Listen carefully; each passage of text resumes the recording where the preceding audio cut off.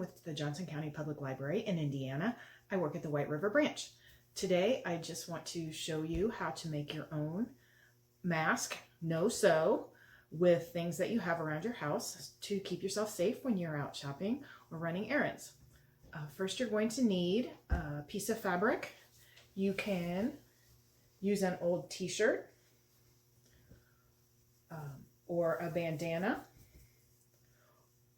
or you can cut up an old pillowcase, some old sheets, or use the fabric scraps that you have around. If you're using a t-shirt, it's really almost the easiest way. You take your shirt and you cut off the bottom hem and then cut about 6 inches up, and you're going to make it into a tube.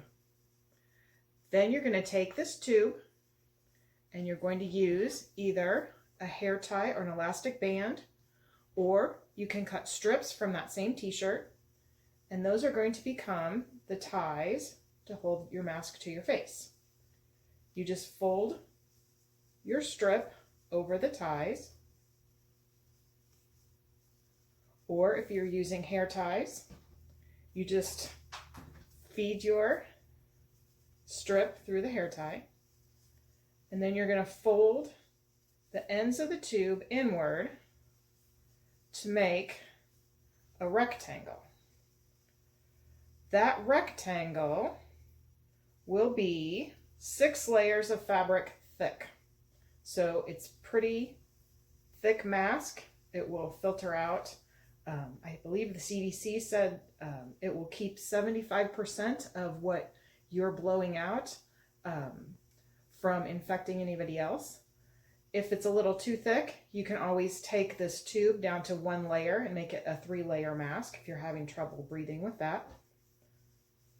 Once you have your mask together, you're just going to, of course, put it over your mouth and nose. If you're using a hair tie, you're going to hook that around your ear. If you're using ties like these, you're going to wrap them around your head. And then you're going to tie those in the back.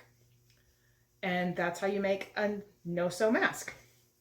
If you're using a bandana or another rectangular piece of cloth, you're just going to fold that so that you get the same shape as your tube. And again, same thing. Fold it around whatever you're going to be using it to attach it, and put that on over your face. There are some important things to remember when you're wearing a mask, especially if you'll be wearing it for an extended period of time. You want to make sure that it is covering you completely over your nose and under your chin. You don't want to pull your nose out or pull it up to talk or anything like that. Once it's on, it needs to be covering this full area. And it needs to be covering about halfway back to your ear. Also, when your mask is on, you never want to touch this area right here. That can contaminate your hands with the moisture that you've been breathing out and whatever's been coming in. Also, if you are stopping to eat or to take a break and you're going to be putting your mask back on, they do recommend that you put it inside of a paper bag or plastic bag. You want to mark the front and back of your bag so that you know which side the front of your mask has been touching and which side the back of your mask has been touching, so that you don't pick it up and contaminate yourself by putting it on upside down, or contaminate the bag by putting the part that your mouth was on next to a part where you have stored it with the outside touching it. So you want to label your bag. Also, if you are wearing your mask all day and you need to make phone calls, you don't want to unhook it when you're out in public to talk on your phone. You want to either, if you're out and about, you want to not take the call until you can get back home and you're removing your mask at home. or if you do remove your mask for the phone call, you want to make sure that you're in an area where there's not any other people.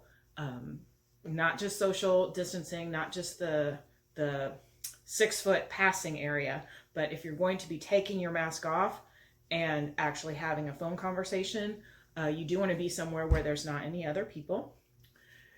You want to wash your mask every single day after wearing. You want to wash it in warm water, and you can either wash it out in the sink with laundry detergent, or you can wash it in the clothes washer. Since these are pretty easy to make, and if you're cutting up a t-shirt, you can get 2 or 3 of them out of there. Then you'll have multiple ones, so you can use a fresh one every day in between washings. They also recommend that even though it is a sanitizing agent, you do not want to wash your mask with bleach or hydrogen peroxide.